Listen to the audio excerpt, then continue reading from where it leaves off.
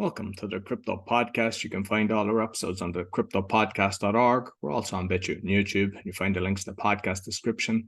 I've got four other podcasts: the Speaking Podcast, the Meditation, Learn Polish, and the Awakening, Exposing Fraud and Corruption, but with solutions, as well as being a podcasting coach. You'll find everything on bio.link/podcaster.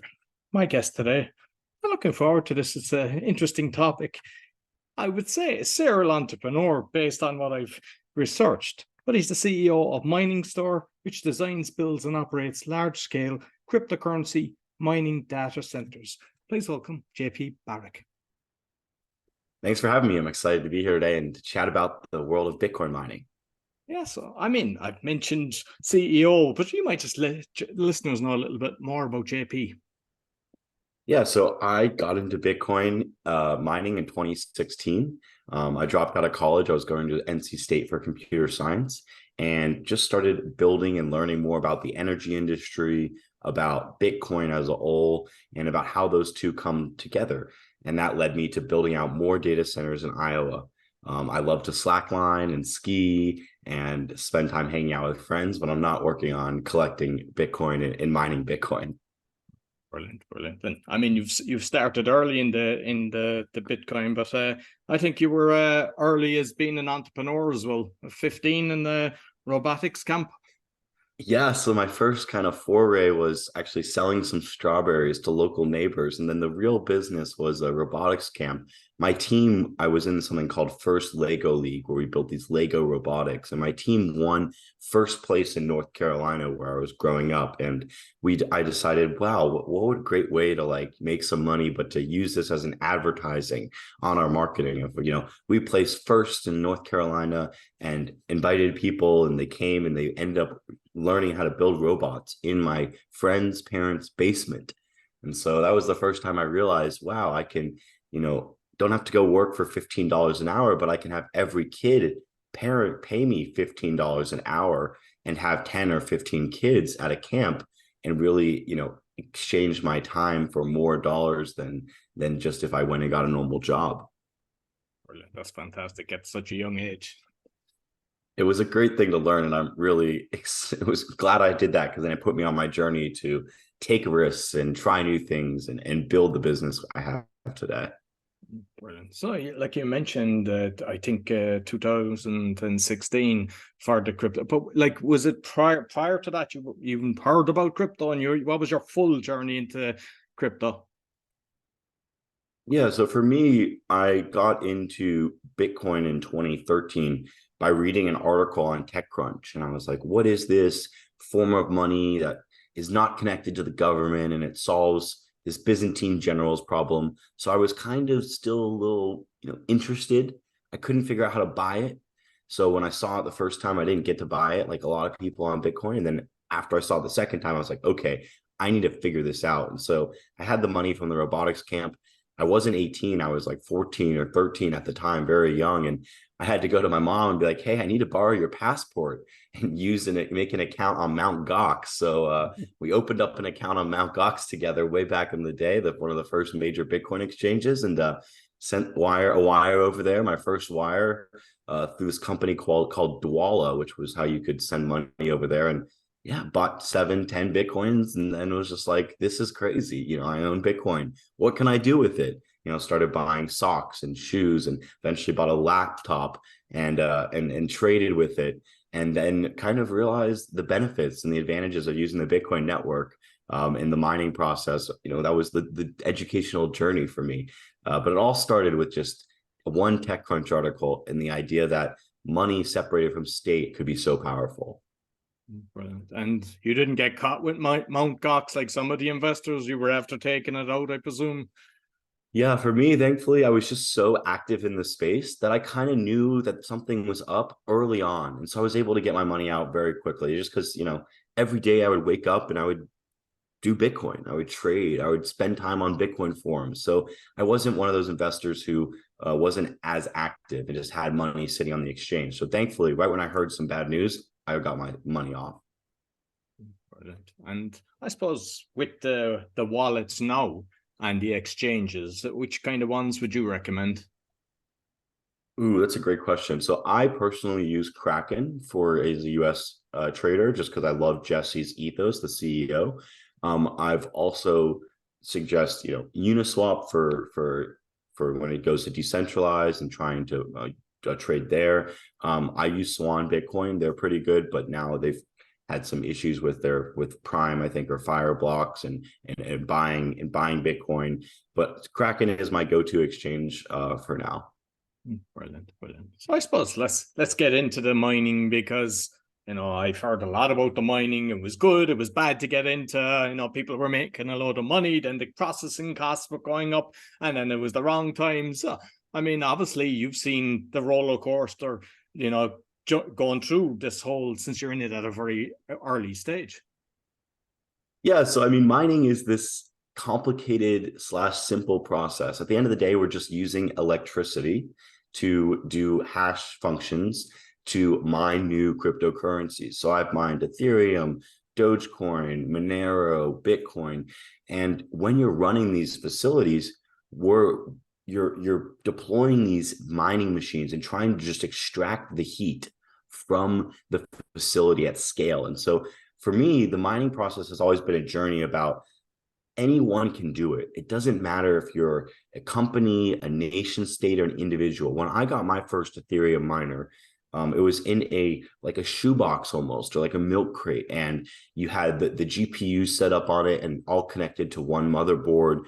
And I was running it in my parents' basement, and it was create a lot of heat and noise. And that was the epicenter of the journey, of the start of my journey into mining. And from there, we installed like a whole new circuit to the house and built a shed in the backyard where I could run more machines, and then eventually moved out of the house into other spots in North Carolina.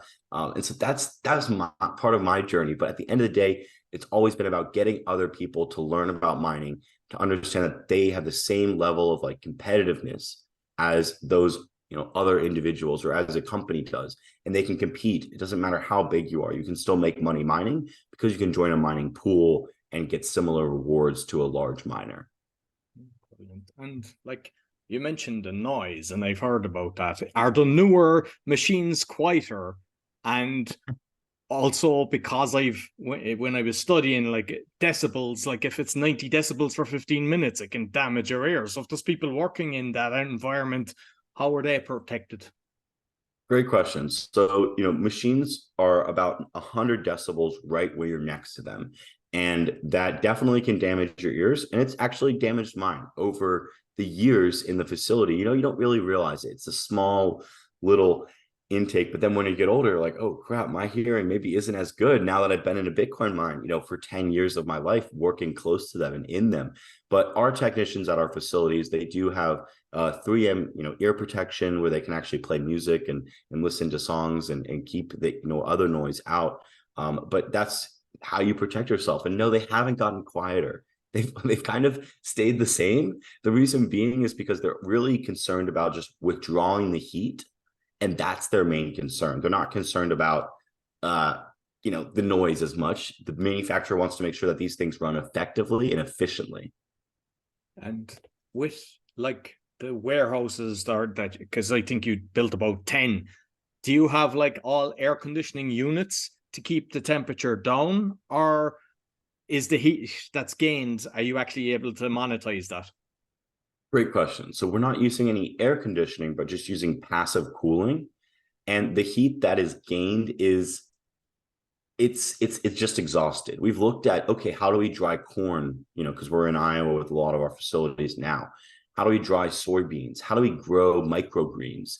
And we realized that it just isn't a viable solution for someone like ourselves in the business of cryptocurrency mining without access to really bank capital to go and invest into infrastructure for other things for the heat to be used for. If you can find a partner who has bank financing, that has a business plan, that has done it before, that's their main business, is like growing microgreens, for example, then I think it would be worth it. But with only a limited amount of time and availability to deploy infrastructure, we focus on just deploying new facilities rather than figuring out how we can use the heat from existing facilities. And because like I've seen on your site, you've got so many different units and everything. So I presume just my assumption, like that you can either buy the units or you actually manage them. So when somebody purchases, you actually take, look after everything and obviously charge a fee for that, minus electricity and profit sharing or something like that. Yeah.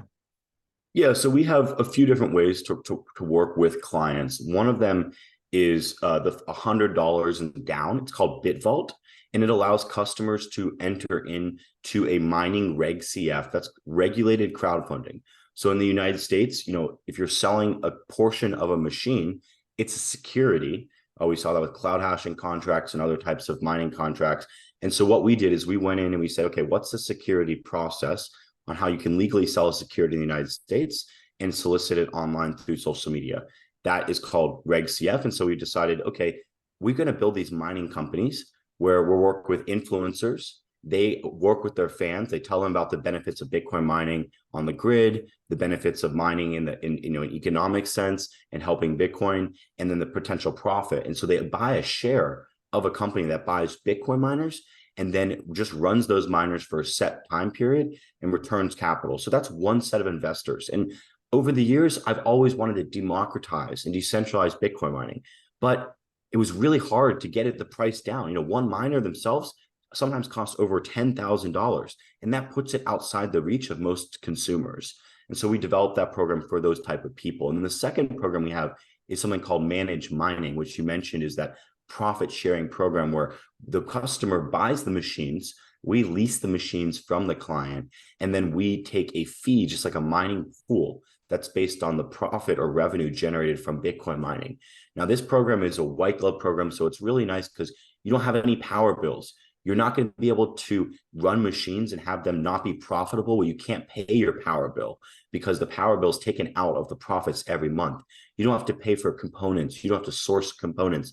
Really, for the investor, it's white glove and it's off, easy to do. That was the intention there. And the contract, you're not going to get screwed compared to hosting, which we also do for larger clients. That's more traditional, and they can potentially, if they mine Bitcoin and they don't have enough Bitcoin at the end of the day, and the power bill is too high, they have to still pay that power bill for months and months on end.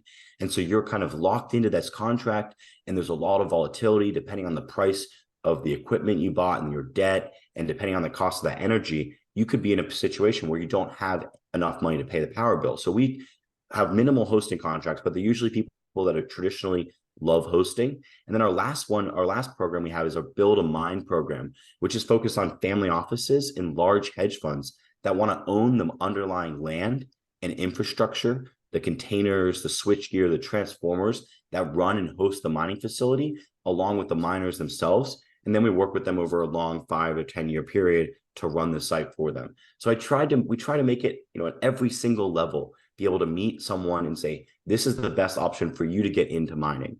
Now, obviously, the person at $5 million is going to have a less of a fee structure than the person at $100,000.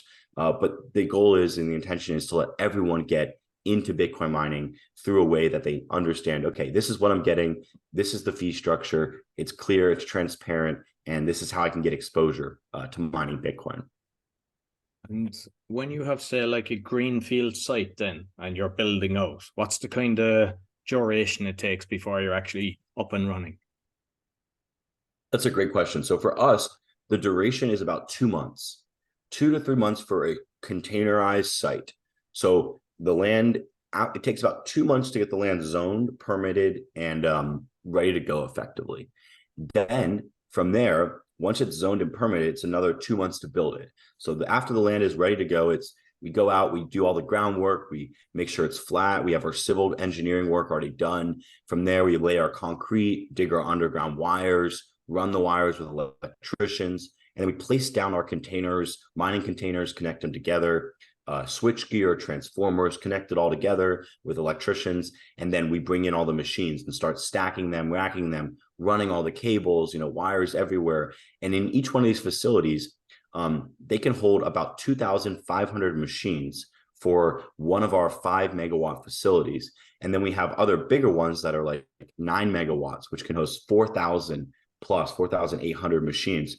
And so that's a lot of equipment that people have to go plug in, unbox, put the box away, make sure it's running, configure the machine. And so there's a checklist of maybe, 200 different things that we need to do to build one of these sites. But the team does a great job. And like I said, it takes 2 to 3 months to put it up. And once it's up, they move on to the next site and they start building the next one. So we have a deployment team, and then we have teams that run each operation. And so those new operation technicians, they get trained at our main facility for 2 weeks, and then they move to this facility, wherever the new one is. And then they start working there. Usually 2 to 3 people per facility is how many we hire.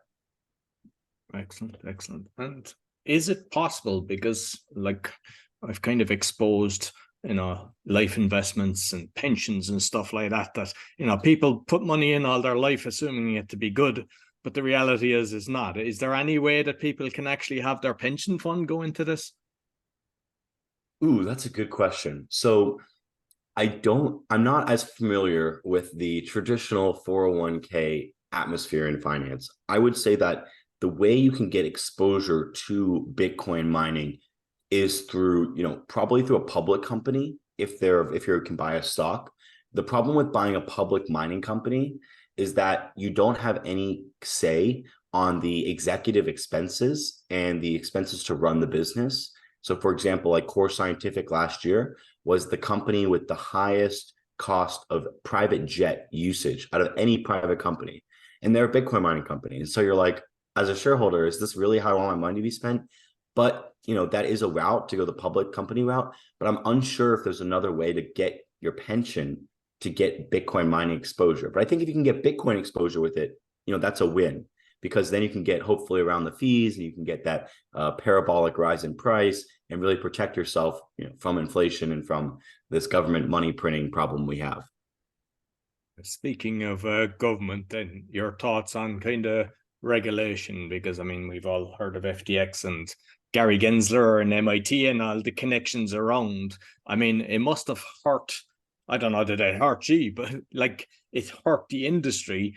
But like, what's your thoughts on kind of regulation based on what's been happening? Yeah, so I think that there is regulation that has already come in and happened. And since I've been in Bitcoin, we regulated the dollar to Bitcoin bridge. So when you ever transfer dollars to Bitcoin, it is almost impossible now to buy Bitcoin without giving your ID, your identification away, your KYC. And so I do believe that regulation is sturdy. When it comes to additional regulation of exchanges, of these counterparties that sit in the middle that hold your digital assets. Texas, where I live, they passed a law. I don't know if it's all the way passed or if it just passed the House, but they passed a law that said, if you're a crypto exchange, you have to submit a proof of reserve that shows that you have 100% reserves of your client's Bitcoin in order to do business in this state. I think that is helpful regulation. We don't want people running exchanges that are not fully 100% custody, not self-custody, but reserve backed. We don't want them running fractional reserve exchanges. That's really bad in the crypto space, as we've seen with FTX. When it comes to mining Bitcoin, you play in the physical infrastructure world, the energy world, more than we play in the securities and licensing, money transmitting world, because we're building in physical data centers, running computers and servers. And so I don't necessarily know if there's regulation that needs to go after miners per se, for KYC, for anything there, because you are simply running a computer program. And the way I view it as a US citizen is that by running these Bitcoin miners, you are expressing speech. So this is a freedom of speech expression. You're running software, you're running code on a computer that's running it on behalf of you as the individual, and that you should be able to express whatever speech you desire through this computer. And that's Bitcoin mining is a speech that, I think as a miner, you're expressing.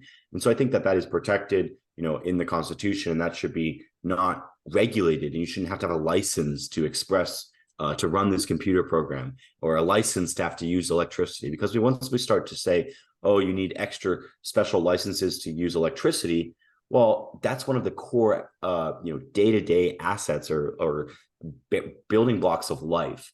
And now you're kind of regulating this industry that I guess that would be a first. No one's ever said you need a license to use electricity for your refrigerator because you have because you have this type of meat in it or something. And that's kind of where we would be going towards. So I think it's regulate the exchanges, regulate the places where the Bitcoin sits, but the miners, I don't think they need much more regulation. And like regarding the electricity then, because I mean that whole industry is fraudulent and they're pretending all the costs going through the roof and they buy it in bulk and pennies of what's being charged. Like it's scary what they're actually buying it in bulk. I'm not sure when you've got such a big usage, can you actually tap into that instead of, but I know that you use some of the green energy as well from kind of the turbines and stuff like that. Yeah, so we are grid connected at our facilities, and so we do have to deal with the utilities regulation. And yes, if we're talking about regulation, that's a good one to go look at. The problem is it's so monolithic and it's been around and it's so who do I know, buddy buddy type of relationships. But yeah, the energy industry is one that is very, very, very opaque. And it's I'll chat a little bit more about how it's structured in the US. So in the US, we have cooperatives we work with. These are local rural electric cooperatives that came out in 1940. And the reason why they existed then was because the federal government said, hey, electricity is important for everyone's lives. We want to make sure that everyone in the rural areas where it doesn't make sense for investor-owned utilities to go out and build energy infrastructure actually get electricity.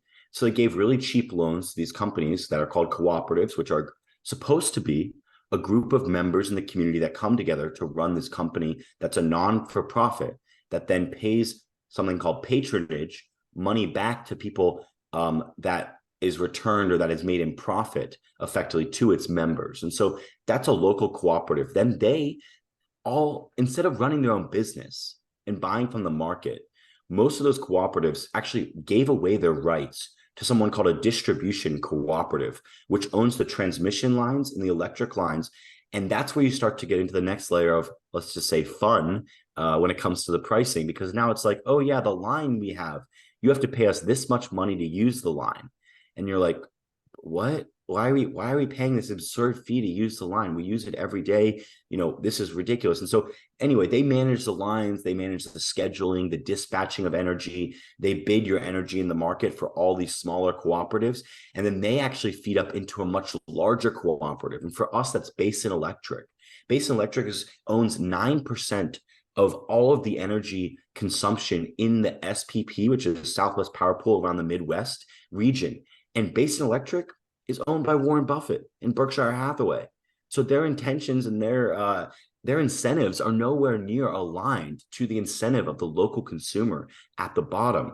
And by the time you get your power, and it's going to be, especially for people that are larger, not our use cases, it's going to be probably 6 cents. The crazy thing about it is that energy is clearing because it's all public on the market for 2 cents, 1 cent, 3 cents, even sometimes negative.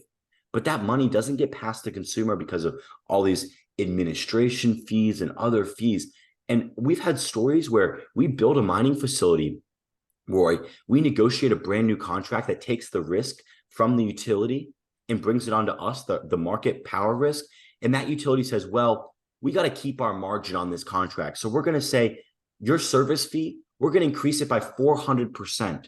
And we're a regulated utility. So you either can sign the contract or you can walk away. There's no negotiating. It is a monopoly and it is disgusting, but you have to deal with it. And it's all like, hey, sorry about that. You're going to challenge us in court or you're going to just take it and accept it and pay the bills. And that's the problem with the electricity industry today, is that it doesn't work for the consumers. It's all about the powers that be and the executives inside the businesses. And it's upsetting because it should be a great business that works for its community. Absolutely. And like, if there is, because I don't know, was it in Texas before? There was kind of shortages with electricity. Do you have a kind of backup generators? Don't even know if they're efficient. But do you have a system in place that if the power goes down, or is it just a case of, you just have to wait till it gets sorted? It's just a case of you got to wait. If the power goes down, we're off. And that's because it's too expensive to build a generator, to use the generator, because the cost of energy for that hour we're running would go up to like 20 cents a kilowatt hour. when you use your own generator. And so usually the reason why we're down is two reasons. We turn off when the energy company says, hey, the power price is too high from what you wanted it, what you were bidding it at. But the nice thing about it is we actually sell our rights into the market to someone else. So we get paid. We get paid to sell the energy back to the grid because every day we buy the same amount of energy and we commit to that. And so in the energy markets, it's very valuable if you're always buying the same amount of energy and you have something called fixed load. We also turn off when it might be peak demand or when everyone else is using their power and there's a lot of carbon-based power plants online like natural gas and coal. We're turning off then as well because the energy is basically too expensive and we don't, instead of getting paid, we don't want to have a large bill. So then we turn off completely down to a minimal amount. So we basically put all of our servers into sleep mode, just like you hibernate your desktop computer. And we don't have to keep them running because they're not actually doing the calculations anymore. And so they're all just in sleep mode, waiting for us to send another command to turn them all back on. And then very quickly, we start making money again in under 5 minutes of turning back on. Excellent. And with, say, obviously electricity costs around the world are totally different. Doesn't the country with the cheapest electricity have a competitive advantage over the rest of the world with mining? Oh, 100%. The countries that adopt Bitcoin mining, that redefine their electric industry for demand response resources who can turn off whenever they ask them and can buy cheap energy made from solar and wind and hydro that no one else is buying. Those countries are going to be the best for Bitcoin miners. In the United States, we do have a lot of cheap energy. But like I said, there's just a lot of bureaucracy between us and the market. And that bureaucracy gets in the way and it makes the price inflated from what the real cost and true cost of that energy should be. And with obviously it has to go to the net to the information for the processing and everything. So do you have Wi-Fi system or fiber optics, and have you a backup for that as well if you've got some problem with that? So we do have backups internet because that's more necessary, because if we don't have internet, then we don't have any type of we're not making any money. We can have the power but no internet. So we have 2 internet connections at every facility. One is going to be fiber or broadband, and then the other one's going to be satellite, so Starlink internet connection. And so the Starlink is a backup, and the fiber or the broadband is usually the main one. And you're running off of dual connections, so both connections at the same time. And if something happens with one fails, the other one will switch over automatically and take all the rest of the load. Or if the other one fails, the same thing. And then we have multiple layers of switches and firewalls and routers and servers to maintain redundancy. Because when it comes to Bitcoin mining, we really want to have a redundant system when it comes to all of our networking. So every site has redundant internet, redundant switches, redundant routers, redundant networking equipment, so that in the event of an issue with one of those, you don't have downtime because you are running a 24/7 operation. Brilliant. And you mentioned the different kind of options. Obviously, there's like 5 million big, and then there's the $100 going in. What's the kind of return on an investment starting from, and what can it go up to? Yeah, so that's a little bit harder question because I have to project in the future, and when it comes to those type of requirements, I can't really project well. But I would say that Bitcoin mining, what the premise is that you're going to buy a mining machine, you're going to take depreciation on that mining machine, which is going to have a tax liability for us in the United States. You don't have to pay taxes on items you're depreciating, so you can actually save money from paying taxes. That's number one benefit of mining Bitcoin. And then you're going to use the energy and mine Bitcoin at a discount to the price that it's trading. And so the most money is made in Bitcoin mining in a 9-month period. And that period is when Bitcoin price starts to go rapidly up and no one can deploy new mining machines or facilities fast enough. That's when you want to get into Bitcoin mining. You can lose a lot of money in Bitcoin mining by doing 2 things. One, signing a high hosting contract where your energy is above 7-8 cents. That's really going to be hard for you to maintain and be profitable. So make sure your energy contracts are lower, 6, 5, 4 cents, somewhere in that range. Number two, when you buy your mining machine, you want to make sure you're getting it when it's not in a massive hype cycle. When everyone else is rushing to the door to buy it, that's usually a time to sell your mining machines, because the mining machine value fluctuates based on the amount of Bitcoin it can extract from the network and the value of the Bitcoin. And so when the value goes crazy and the amount of Bitcoin stays the same that you can extract, hypothetically, you think you have a great return. You bought a machine for $10,000, but if you bought a machine for $6,000 2 years ago, you're now breaking even just today. So it's been 2 years, you're paying your power bill, you're now just breaking even on that machine. So if you bought a machine for $10,000, well, you lost money. So that's 2 years ago was we caught the bull market up. We got to $60,000. We went down and then we went even back up because profitability, because of the China shutdown. And so mining is a game of timing and making sure you have cheap operating costs in order to make a return from it effectively. And with the machines then, what's the kind of typical life cycle, or does it totally vary? They will run as long as they're profitable. You can fix parts on them, components on them. Let's say you have 100 machines. By year one, that customer can still have 100 machines, but maybe they only have 98 functioning. Two of them are completely bad. They have all the bad components and they've been parted out. But machines will last for 3, 4, 5, 6 years. We know people that are running S9s. Those came out 7 years ago when I was still in school.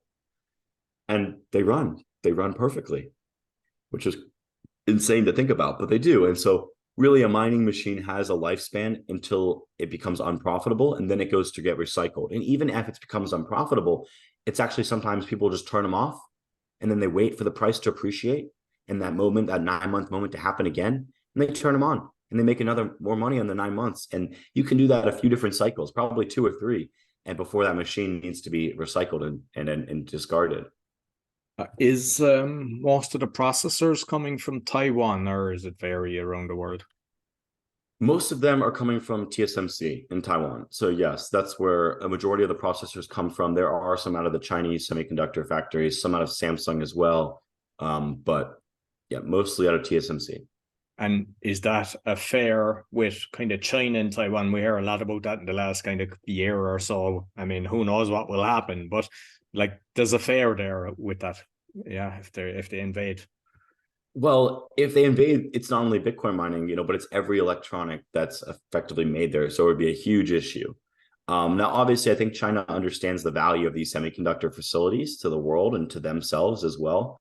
So they're not going to damage them. So that is good that they are very, protected in that sense, where we say, yeah, there's a lot of money here. This is a very expensive asset. We don't want to damage it, with any type of weapons of mass destruction or weapons of destruction. So, but yeah, they're crucial to the economy. They're crucial to Bitcoin mining. And if something like that happened, well, the people that own Bitcoin miners would be in a very good position. And everyone who didn't have one wouldn't be able to really join because of the supply chain disruptions. Is there, to kind of make sure your risk is minimized, is there insurance, or do you recommend people have insurance for their miners machines? Great question. So there is insurance, and we tell all of our customers to insure their machines, especially once they get above the $10,000 investment amount. Right around there, that's kind of where it makes sense to go and start insuring stuff. And property insurance covers, tornado damages, hurricanes, earthquakes, terrorists, all of that stuff. Usually you can't insure theft though with a Bitcoin miner, sadly, but you can insure most other things. There's also the ability to business interruption insurance, stuff like that is very hard to get as a miner. Project completion insurance is very hard to get because it touches crypto. And the insurance companies, they don't like crypto. Bankers don't like Bitcoin.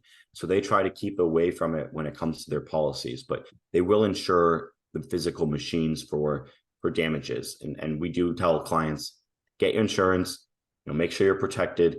And then also you can protect yourself by hedging your Bitcoin exposure with some futures on the CME or CBOE, or some long-term futures to ensure that the Bitcoin price that you bought the miner at, you're protecting from it going down significantly. So you're actually shorting the market. And if it goes up, you're making more money with your miner, so you lose your short. But that's the intention. Okay, cool. And Like, is it all Bitcoin now, or because you mentioned Ethereum before, but I presume when that went to proof of stake, it's not really worth it for people. But do you use other ones, or is it just Bitcoin Right is your now, baby? right now, Bitcoin is where 90% of our clients and ourselves mine. There's like some other coins that people mine, but mainly Bitcoin. And I started in Ethereum mining because it was easier to get graphics cards, and the ASIC market was still young and developing. And then ASICs back then also had a shorter lifespan. So it was really about getting them, plugging them in, running them, and then within 2 or 3 years, they were not viable anymore. Where graphics cards could keep mining Ethereum for when it was all mineable. So that's how I started, but mainly Bitcoin now. Brilliant. And just finally, because I know that you've grown this massively, but I was looking at your social media, YouTube 3.72 million, but you've TikTok, you've something like 500,000 followers and 10 million likes, which is incredible.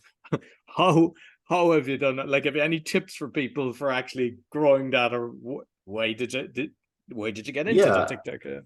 So I got into social media because my friends have been making content for, I would say, like 5, 6 years, and they're really good at it. Some of them are so good where they can make a video on new accounts on YouTube and be at 250,000 followers within 5 videos, and each video is getting millions of views. And I was able to learn from them. I was able to understand, okay, how does this work? And really, YouTube and content is a storytelling. It's attention grabbing. It's hooks. It's a story that people resonate with. And over the years, we were developing stories about Bitcoin mining and about myself and about my journey. And we found that there's one script that does really well. And it just happened to be that we started taking it and modifying just a little bit. And that one video first got 2 million views. Then it got 8 million views. We changed it a little bit. And then we did it professionally with actually an intern who was really good and really thoughtful.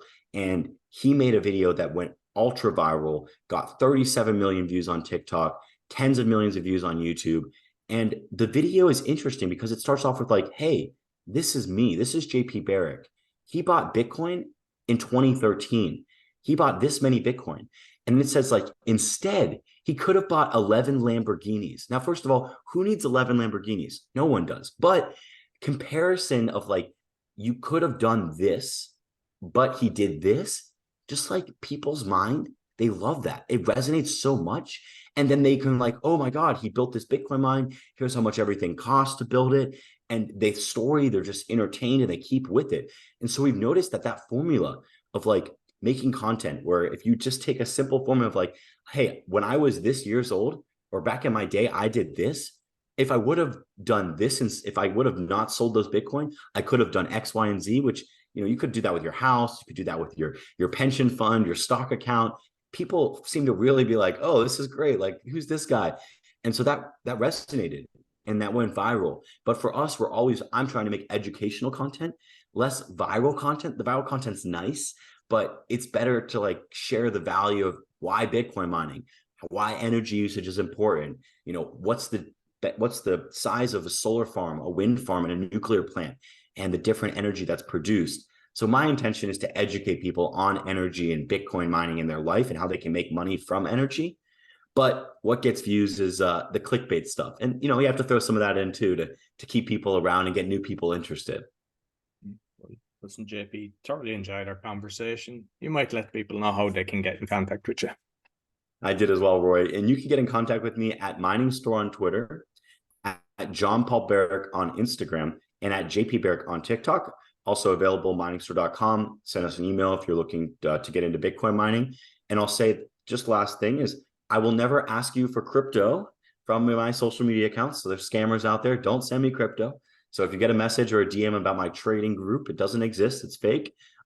So don't do that. And thanks again for the time, Roy. No problem. So I'll make sure I put the links both on the audio and the video. Perfect. That's all for the Crypto Podcast. You'll find all our episodes on thecryptopodcast.org. We're also on BitChute and YouTube. You'll find my 4 other podcasts along with the coaching bio.link/podcast. Sure to give us a thumbs up, 5-star rating, share with your friends, and make sure you check out JP's TikTok and his YouTube channel as well, and give him a thumbs up and subscribe. I mean, he could do with another 10 million. Until next week. Take care.